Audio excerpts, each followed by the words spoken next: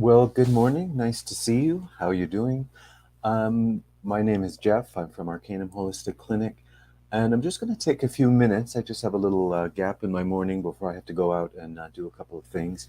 But I wanted to address actually a good set of questions that someone emailed to me, and these were specifically they were bringing up points or addressing questions in follow up to the Chronic Miasm webinar that Allyson and I did a few weeks back.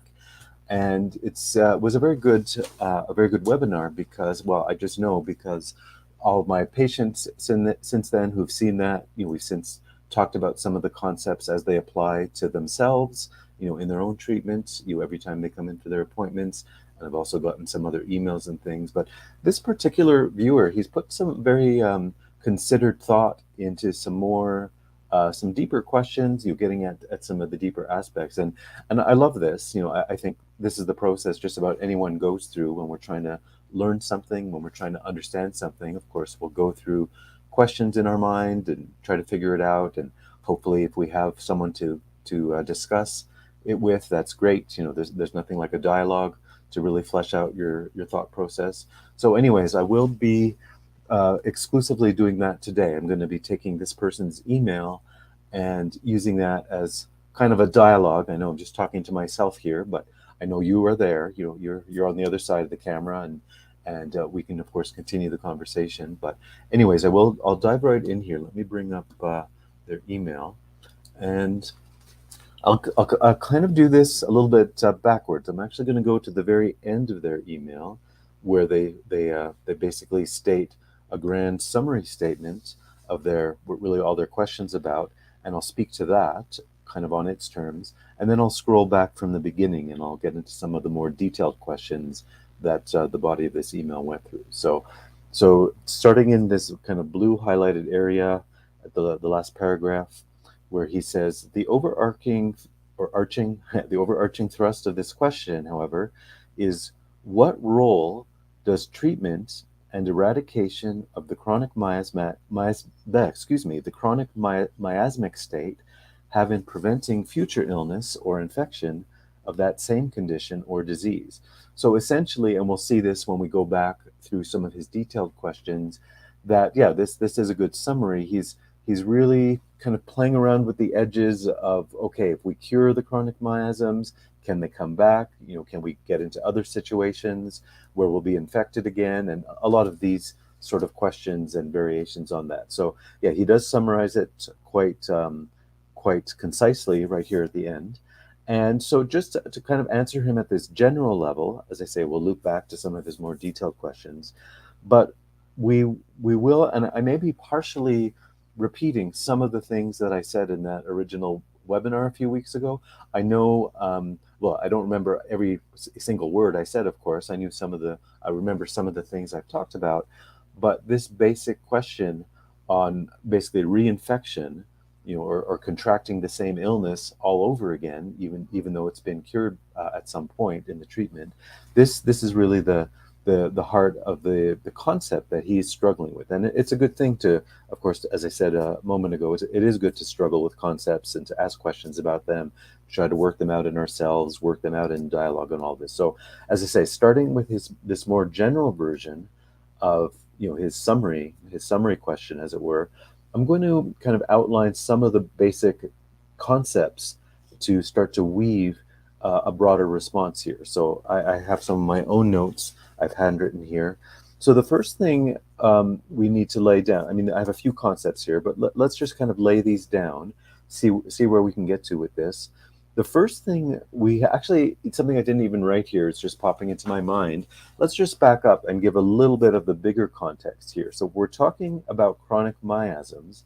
These are diseases, right? These are genetically inherited diseases that come down generation to generation. And this bigger concept I want to start with is, if we're talking about the idea of disease, well, first we have to put that into its framework. And when we get into Heilkunst therapeutics, we're really dealing with three very distinct and different therapeutic jurisdictions, right? I know I talked about this in the original webinar. I'll just very, very briefly point out the main idea here, but you can probably again enhance your own understanding if you want to review that part of the original video. But just as a general outline, the three jurisdictions have to do with, like, when we are going to do anything in a therapeutic context, right? We're going to give someone some kind of treatment, some kind of nutrition, some kind of therapy, all the different things that healthcare is about. There are exactly three, and there are only three therapeutic jurisdictions that we can act within. And this isn't just Heilkunst, right? It's not just Heilkunst that these three jurisdictions apply to. This applies to all of healthcare: Western medicine, massage therapy, nutrition, the homeopathic remedies, the timeline therapy, surgery, every possible health modality that you've ever experienced or that you know about, all of them have to fit under these three jurisdictions. It's like the laws of nature don't work one way over in this modality and another way over in that modality. So, anyways, that's the bigger idea of the three jurisdictions. It covers all of healthcare, and it's inclusive of everything. Like you can't name some treatment or some modality that somehow exists outside of these three jurisdictions. So that's the big idea. And again, very briefly, you can find out more in that previous video. I have, of course, previous blog posts I've written on these three jurisdictions. But the first jurisdiction is what we call therapeutic regimen. That has to do with anything to do with keeping ourselves in balance, right? A balanced diet, a balanced lifestyle, getting enough of everything we need, getting enough water and all the nutrients, getting enough sleep, enough exercise, so on and so on. But it's all about keeping that in a nice harmonious balance. The second jurisdiction is where we find the chronic miasms. This is where we're dealing with actual disease, where I say the first jurisdiction is about balance or imbalance. That's not a disease. The second jurisdiction is where we start to enter into the realm of disease. So when we talk about the chronic miasms, as I said a moment ago, these inherited diseases from generation to generation, that those diseases, the specifically chronic miasms, were at some point, some generation in the past, and even they still can be today, were infectious diseases, and now over the course of the generations, they've kind of grafted onto our genetic patterning, where now they're kind of this historical disease that exists in our family tree, and it still affects us as that disease does, but we just have not necessarily, in our current generation, we haven't necessarily contracted that as an infection. So anyways, that contextualizes this idea of the chronic miasms being diseases, and diseases being of this second of three jurisdictions. And then finally, we have that third and ultimate jurisdiction, which really gets into the higher realm of the human mind, of beliefs, of the whole struggle we have between the light and the dark, between truth and error, between what is real versus what is false. Like, anyways, there's many things we can kind of outline to even begin to talk about that third jurisdiction. But for the purposes today, I just wanted to remind us of these three and only three jurisdictions, and how they function, how they operate within therapeutics and within treatment in general. And to bring it back down to our topic at hand here, I wanted to give you that context again, so that you remember when we're talking about these chronic miasms, they are diseases, and disease is strictly in that realm of that middle or that second jurisdiction. So anyways, to clarify that, we're talking about disease, and we know we're in the second jurisdiction. And now let's get a little more specific. So I'm back to my handwritten note here, the concepts I wrote down at the bottom of this page. So this concept of disease, I've just contextualized it as far as the grand scope of things, which of the three jurisdictions. But let's get even more specific. Like, we certainly know the word disease. It's a common word. It's used in language. Of course, it's used in medicine and healthcare. And someone says they have a liver disease or heart disease or this, that, or the other disease. So we certainly use and know that word. But let's get a little more specific in our Heilkunst context. Disease is not like that. What I want to clarify here is disease as a word, as a concept, is kind of used in a pretty vague and kind of an abstract way. As I say, we use the word all the time, but it's not really clear to most people, even to doctors and healthcare professionals, what what actually is a disease. What are we talking about? What are we trying to treat? What are we trying to cure in the patient if we're curing disease, right? That's the whole point of treatment of disease, is to cure it. And more specifically, the chronic miasms, same way, as I just said, we want to cure them. They are diseases. We want to cure them. And so, yeah, so this is what I want to speak to for a moment at least, is, well, okay, so what is it? What is a disease? Of course, we so often refer to specific diseases, even in the context of this email, and we'll scroll back to that in a couple of minutes. The concept of, a specific miasm, the cancer miasm, the psychotic miasm, the tubercular miasm. Okay, that's just another way of saying the cancer disease, the inherited cancer disease, the inherited tubercular disease, and so on. So yeah, we name these specific diseases, but again, what gets often left out and kind of vague and abstract in not such a good way is, this deeper and more general understanding of what is disease. Okay, so yeah, we know it's this middle, the second jurisdiction of three. So okay, that we kind of know where it is on the map, but it's still not answering the question of what is it. And I guess the first thing I would say to start to define that is we have to understand a little bit more, and this is what Dr. Hahnemann did in kind of explaining and developing his whole system of medical Heilkunst. He gave us some much more concrete definition of disease, and to get a little bit into that, we need to kind of bring out a very powerful distinction that Dr. Hahnemann made in terms of the whole structure of the human being and how our life force works, and how our health works, how disease works, what's going on in our physiology. And the big this big distinction he made was between, he didn't only refer to our life force or our living power. Of course, he was all writing in German. I'm using the English equivalent words here, but he didn't just simply talk about that as a thing.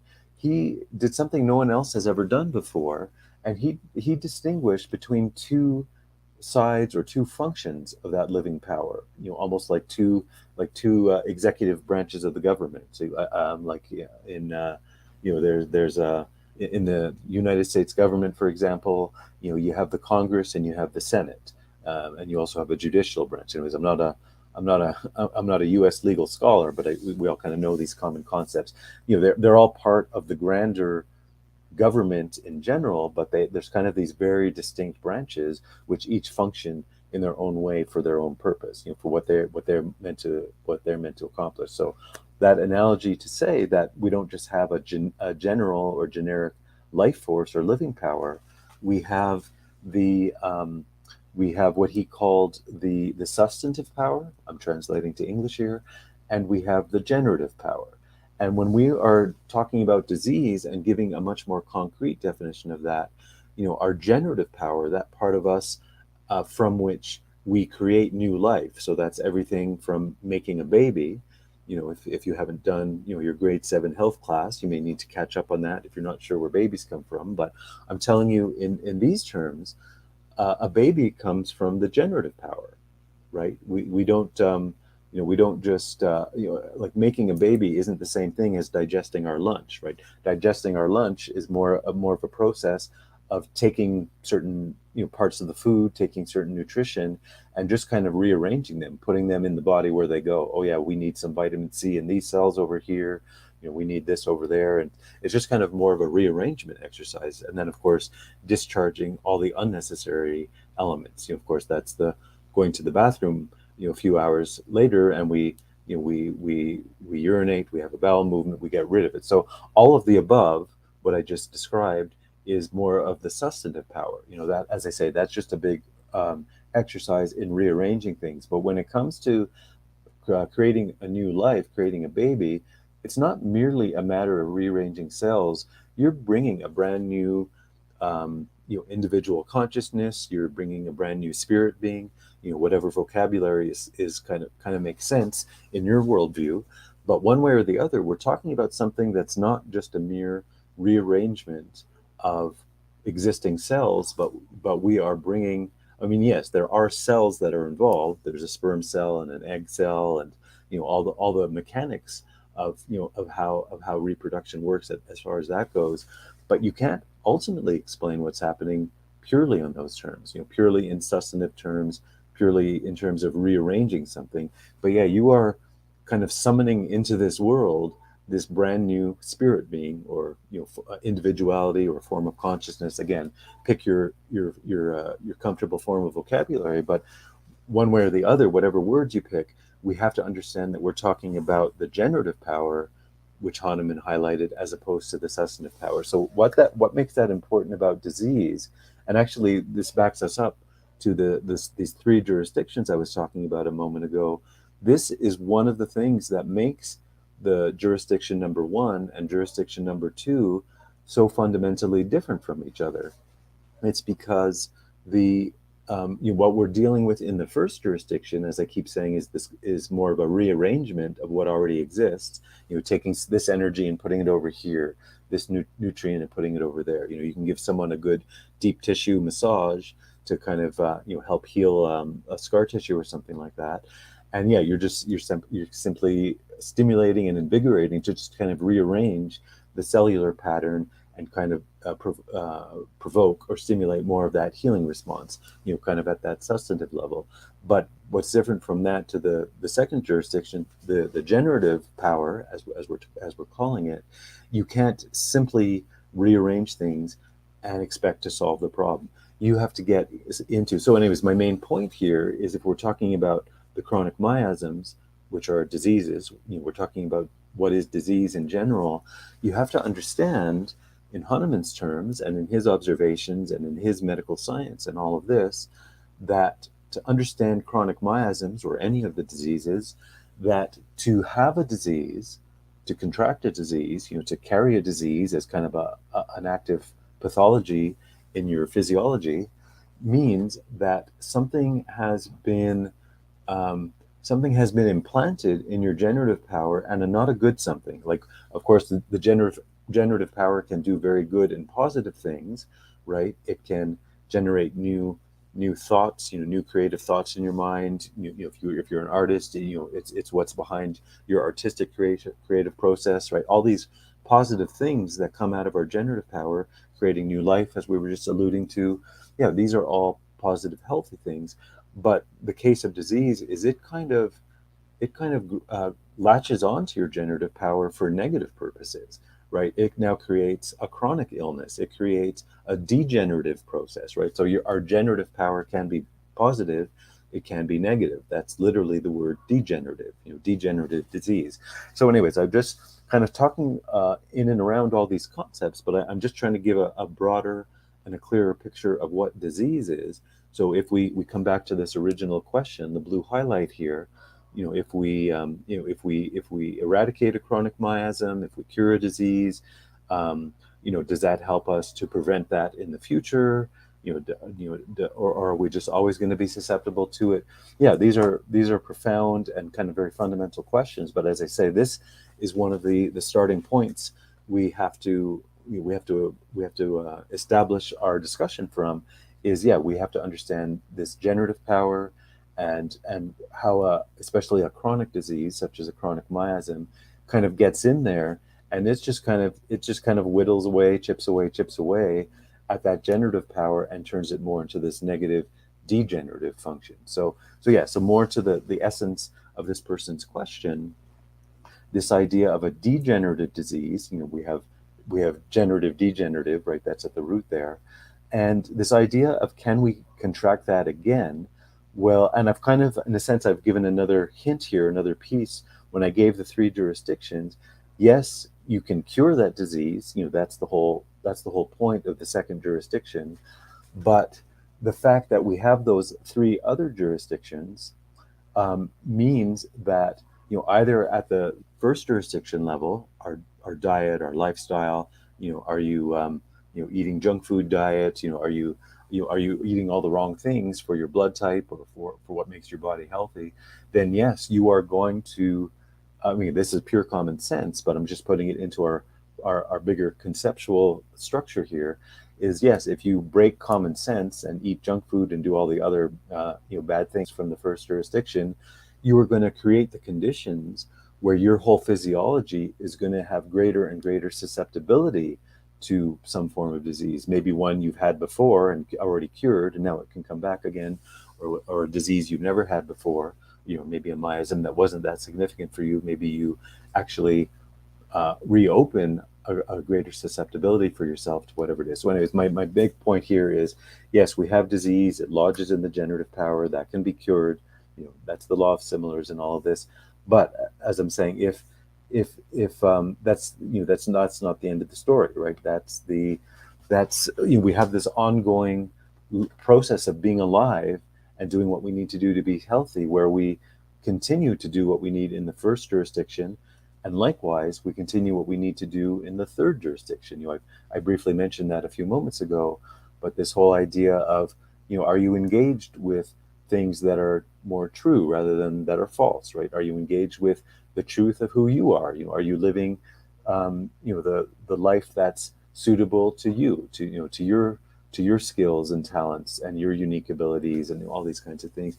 Or are you living kind of a false life? You kind of became whatever. You became profession X for whatever reason in your life, just because either you were attracted by the monetary reward of that profession, or your parents made you do that, or whatever the case is. You're kind of not on your true path. Anyways, I don't want to go deep into the third jurisdiction, but all this to say is, yes, we can cure the miasm in its proper place in the second jurisdiction, but we can never lose sight of the fact that our physiology and our health operates on this three jurisdiction model through our whole life. It's not just like today. It was July the 15th, 2022. I just cured such and such a miasm in myself today. Hooray, congratulations. But that's not the end of the story. I'm going to wake up tomorrow and continue to live my life, continue to be responsible to all three jurisdictions and what it means to be healthy. So anyways, I'm saying some things that are pretty obvious and pretty common sense, but I'm kind of grounding them in these more technical concepts so that you can kind of have more of a fluidity when you're thinking about Heilkunst and talking about things, kind of forming questions around things. This is one of the major topics we will never get away from, because as I said a moment ago, we will always be three jurisdictions beings living our lives day by day, living within these three jurisdictions. So the other, again, staying on this more general framework, this kind of blue highlighted question. So we have disease, we have the generative power, we have the three jurisdictions. Another kind of master Heilkunst concept is the concept of resonance. Now, similar to the generative power, where I said there's kind of a positive function of the generative power, we can create things, create positive things, creative things, all of this. There's also a negative side to the generative power, such as degenerative disease. Resonance is the same. We can have a positive resonance or we can have a negative resonance. So in the case of disease, including the chronic miasms, you can say, and again, this comes out of all three jurisdictions, where kind of a condition of negative resonance has been created in ourselves, in our life, whatever the context we want to talk about. That is what kind of draws a disease towards us or into us, whatever preposition or word you want to use there.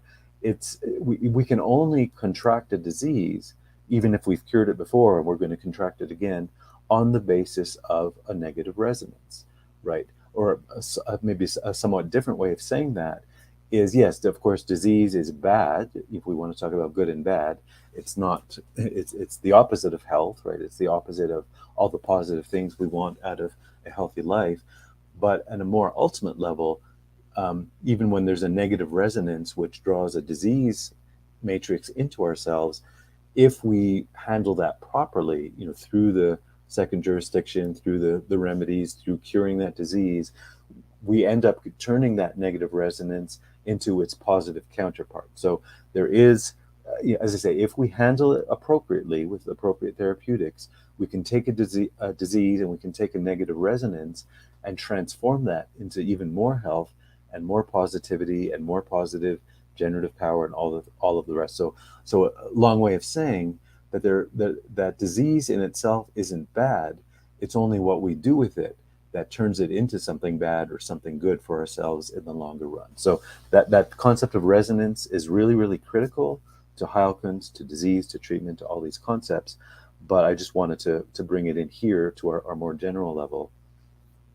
And the final point at this moment, this part of the my response that I want to give, the note I have at the bottom here, this is also a bit of a general framework, but to understand the whole, and I think I talked to I remember I did some degree about this in the original webinar, but maybe I'm going to come at it from a slightly different angle right here, and that is understanding the whole physiology of how our physiology works in health versus how it works in disease. One of the main concepts or starting points is we look at and we talk about the four bodies of the human being. Normally we just look at each other, we look at ourselves in the mirror, and we generally just think of one body. Oh, look at my body, look at my head, look at me walking around or whatever, look at that person. We just see these singular bodies seeming to be wandering around doing their thing.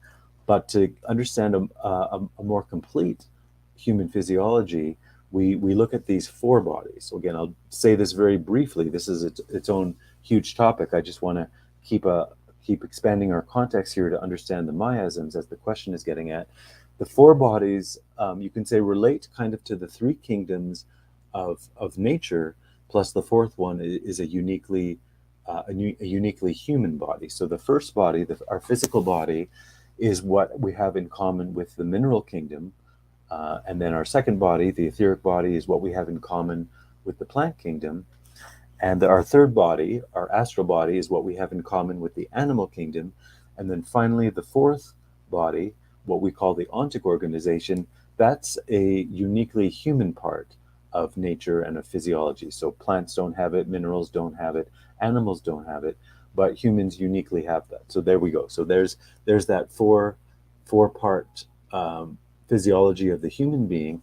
And to the miasm context, this whole idea of curing all the chronic miasms is really about fully liberating the functioning of our etheric body. So what I said, what we have in common with the plants, it's that part of us which is which is kind of that living function. The example I gave a few moments ago of digesting your lunch and all these living functions.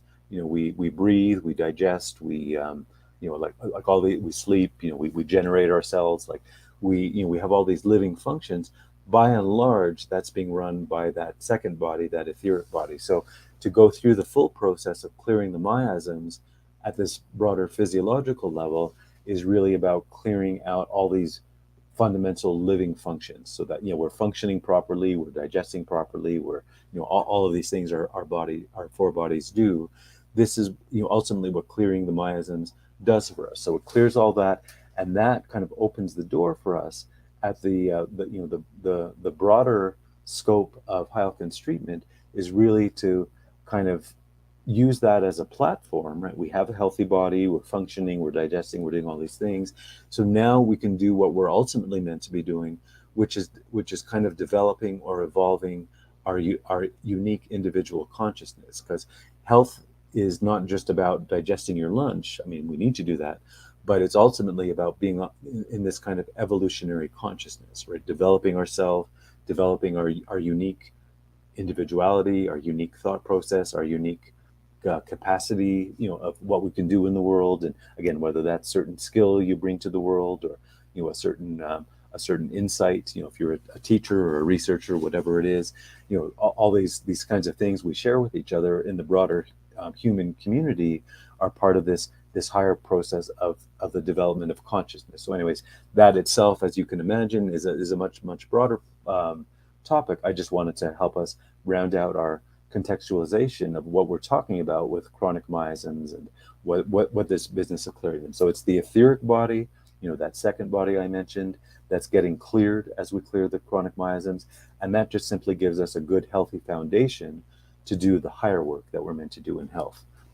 So I think I've said a lot here. We're kind of coming up on 30 minutes, but I'm just going to scroll back through the main body of the email to see if there are any more specific points I want to round our talk out with today. Yeah, and I've kind of hinted at this, but I'm going to bring up this point. They're bringing up questions or examples here. If somebody has cleared certain miasms, if they've cleared their Lyme miasm, they've cleared their malaria miasm, will that inoculate one from contracting that miasm again? And that goes back to what I just said a moment ago. That really depends on all the other factors, right? What's going on in all three jurisdictions of how you're living your life and your diet and all the rest of it. What's going on in your resonance? Have you taken in a negative resonance into your life, and therefore will that bring in kind of a more specific disease resonance, because that the disease becomes that. So yeah. So as far as the way the question is framed, it's framed well. It's a good question, but I'm just saying, to answer it, or maybe even to ask it, we need to broaden the scope to all three jurisdictions and to some of these other kind of fundamental concepts around resonance and all these other things. Similar question they ask about cancer. Again, cancer can be its own big topic, but for our purposes today, we'll just keep it in terms of these general concepts. Yeah, and I don't think I'm going to find too many more details we need to address here. I think I've kind of given a really good scope of the answer, at least to start plugging in these details.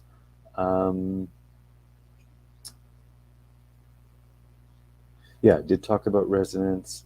Yeah, so I've kind of hit all the really big points I wanted to make here. So want to thank this person for emailing me these questions. As I said earlier, it's great to ask questions to help your own learning process and understanding. But same on the other side of the coin. It's like, for me to hear someone else's questions, it kind of augments my own process, my own thinking process, my own understanding of all these concepts. I don't think there's any such thing as just plopping down a dictionary definition of any of these kinds of Heilkun's concepts and thinking, okay, now we've understood it perfectly, we understand it forever. There's nothing more to say. No, it's a continual evolving and evolutionary process of where how our minds understand these things. And it's not just, as I say, not just plopping down one single definition, but yeah, you further and further your understanding of this concept.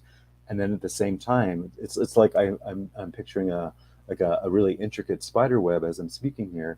Your concept over here keeps developing, and it links up to these other concepts over here, and you just get more and more of a rich spider web or tapestry where it's not a black and white. It's like, well, up here I don't understand, and now here I'm here tomorrow and I do understand. It's not that black and white, but it's kind of this continual unfolding development process. So thank you once again, and I hope for anyone watching that you also get some new insights and some new development in your own relationship to your health and to Heilkunst and where you're at in that whole journey.